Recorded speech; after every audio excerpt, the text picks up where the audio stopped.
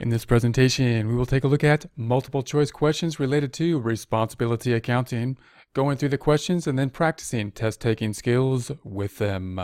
First question, responsibility accounting performance reports, A, are more detailed at higher levels of management, B, are generally summarized at higher levels of management, C, have the same level of detail at all levels of management, or D, are not useful. So let's go through this again using the process of elimination. Responsibility accounting performance reports, A, are more detailed at higher levels of management, or B, are generally summarized at higher levels of management. Now those two obviously are contrasting, very similar but contrasting, and therefore we often think that one of those might be an answer when we see some trend such as that. All the words are pretty much the same but opposite, so we'll keep those for now. C says have the same level of detail for all levels of management. Now, of course, that would be the third alternative. It seems unlikely. Between the two, I would think they would differ in some way. A or B, they would differ. I would think that C is not going to be the one. And then D says are not useful. And that seems, why would we do it if they're not useful? So we would think it would be A and B between those two. So we're going to say responsibility accounting performance reports, A, are more detailed at higher levels of management, or B, are generally summarized at higher levels of management. So when you get to the higher levels, as we go up the chain of command, are the performance reports more detailed or less detailed? Now, you might think that they would be more detailed because, people higher up should have more information. And they will have more information because they'll have more information about all the people that are under them at that point. However, in order to deal with all that information, they're going to make their performance reports less detailed.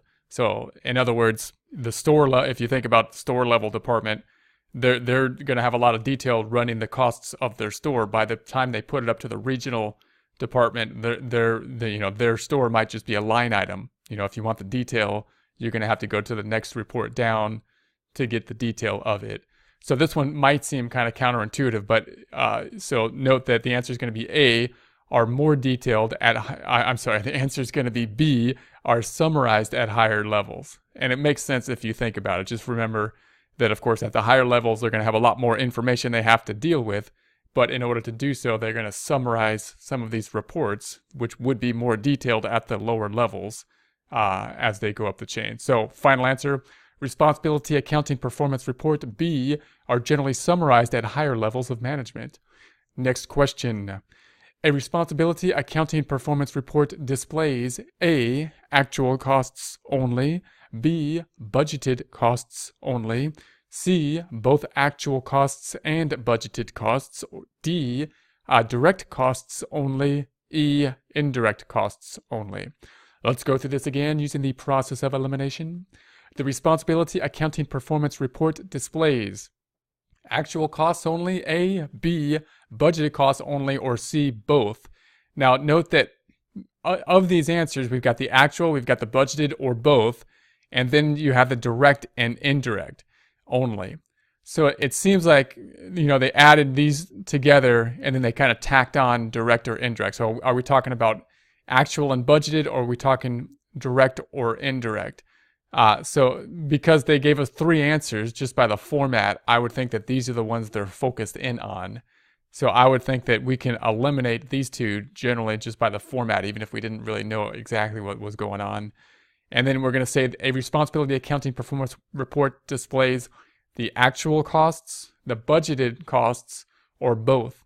And if we're talking about a performance report, we need to know what we budgeted to happen and what actually happened so that we can have some judgment as to whether they hit the goal or not. So C seems like the most reasonable answer here. Last answer, final answer. Responsibility accounting performance report displays C, both actual costs and budgeted costs. Next question. Which is not true for a responsibility accounting system? A, it is designed to measure the performance of managers using controllable costs. B, it attempts to assign responsibility for costs to the appropriate managerial level. C, it should not hold a manager responsible for costs over which the manager has no control.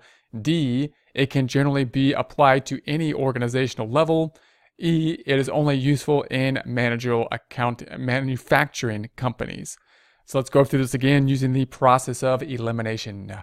Which is not true for a responsibility accounting system? A, it is designed to measure the performance of managers using controllable costs.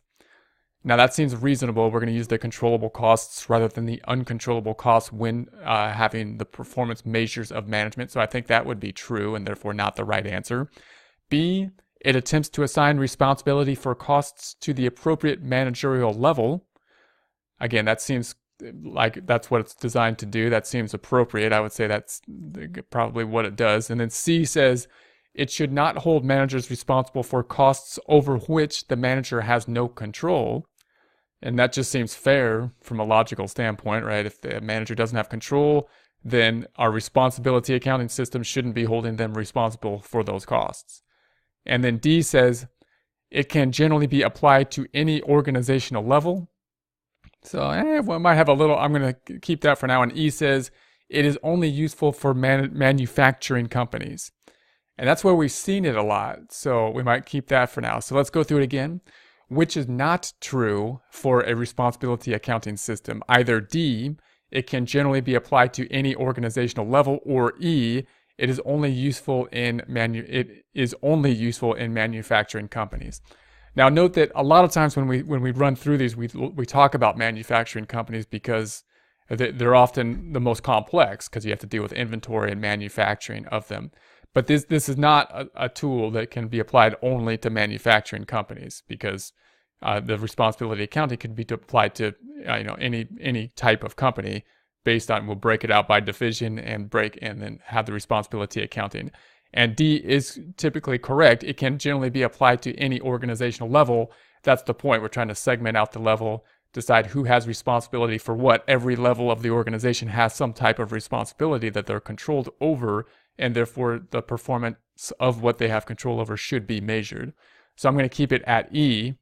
Final answer, which is not true for a responsibility accounting system. E, it is only useful in manufacturing companies.